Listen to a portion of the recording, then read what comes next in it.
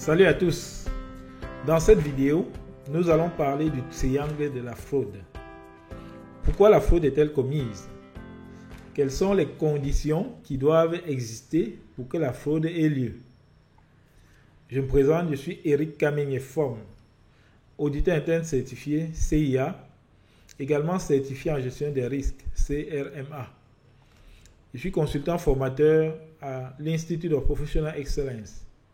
C'est un centre accrédité par l'Institut des auditeurs internes pour accompagner les auditeurs dans leur démarche de certification et formation continue. Le concept de triangle de la fraude repose sur le principe selon lequel les employés de l'entreprise ou toute autre partie prenante, bien que supposés honnêtes, peuvent devenir rapidement malhonnêtes si certaines circonstances et critères sont réunis. Ces circonstances sont clairement décrites dans le triangle de la fraude, à savoir, premièrement, la motivation, encore appelée motif, pression ou incitation.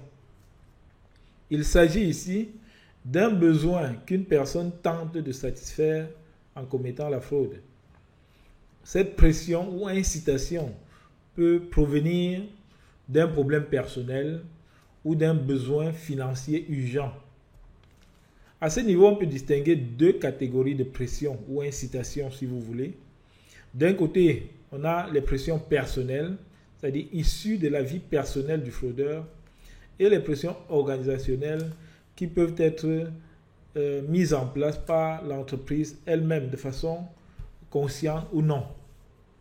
Au niveau des pressions personnelles, on peut évoquer les dettes, un employé qui croupit sur le poids des dettes. On peut évoquer les problèmes familiaux, les problèmes de santé. Par exemple, l'employé qui a une santé assez fragile, dont il n'a pas les moyens de s'en occuper, ou bien un de ses enfants ou membre de la famille est malade et les factures d'hôpital, il n'a pas les moyens de les gérer. On peut parler des problèmes d'éducation, de l'addiction aux drogues ou d'autres substances, l'addiction à une vie extravagante, les boîtes de nuit, les salles de jeu, dont il n'a pas les moyens, n'est-ce pas, de maintenir ce rythme de vie-là. De l'autre côté, on a des pressions organisationnelles. Par exemple, une entreprise qui fixe des objectifs démesurés ou irraisonnables aux employés, généralement sans les impliquer dans le processus de fixation d'objectifs. Au bout du chemin, l'employé qui ne les aurait pas atteints est tenté de démontrer le contraire, peut-être en manipulant les indicateurs ou en manipulant donc les objectifs. On peut également évoquer la rémunération basée essentiellement sur la performance, que le salaire d'un employé soit basé sur sa performance, peut faire à ce que, à un moment donné, il soit tenté de démontrer une performance qui est irréaliste, c'est-à-dire en manipulant notamment les chiffres. On peut également, au niveau des pressions organisationnelles, évoquer des aérés de salaire. Un employé qui fait 2, 3, 4, 5, 6 mois ou même 1 an sans salaire, naturellement, doit trouver les moyens de subvenir à ses besoins personnels ou aux besoins de sa famille, ou même de continuer à venir au travail. Donc ça peut créer un environnement favorable à la fraude. Toujours dans cette catégorie, on peut évoquer également les problèmes de gouvernance. Donc là, c'est le premier élément du triangle de la fraude. Le deuxième élément, c'est l'opportunité, qui fait référence à la capacité de cet individu à commettre la fraude sans être repéré. En d'autres termes, le fraudeur sous pression, comme on vient de le voir, profite soit de la faiblesse ou défaillance du contrôle interne, soit de l'absence de supervision pour perpétrer la fraude ou poser son acte. Il peut aussi s'agir d'un responsable qui utilise sa position, son pouvoir, son autorité au sein de l'entreprise pour contourner les contrôles mis en place par l'entreprise.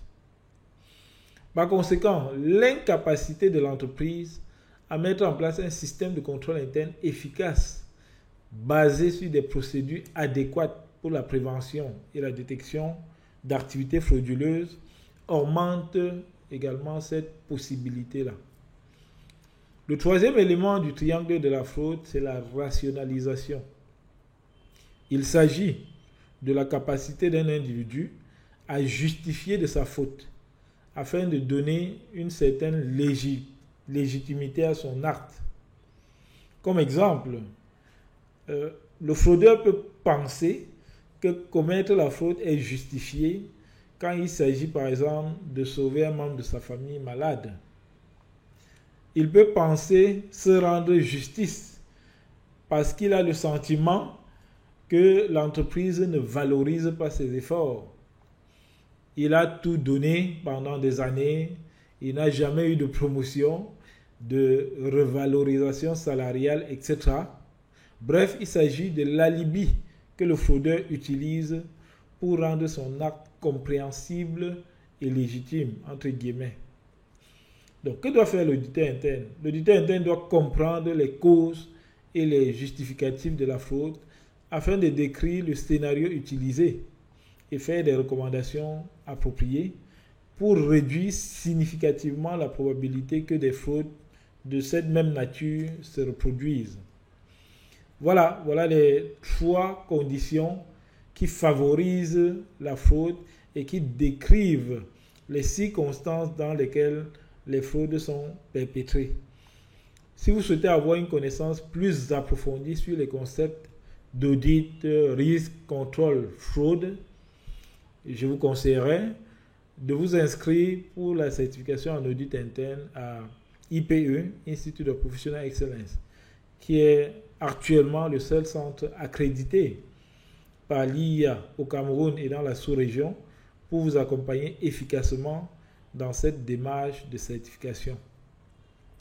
Rejoignez également Audit Connect, qui est le réseau social pour les professionnels de l'audit, risque, contrôle et fraude, pour pouvoir bénéficier d'autres formations vidéo gratuites et même des tutoriels et des articles dans le domaine de l'audit et du contrôle. Merci d'avoir suivi et à bientôt.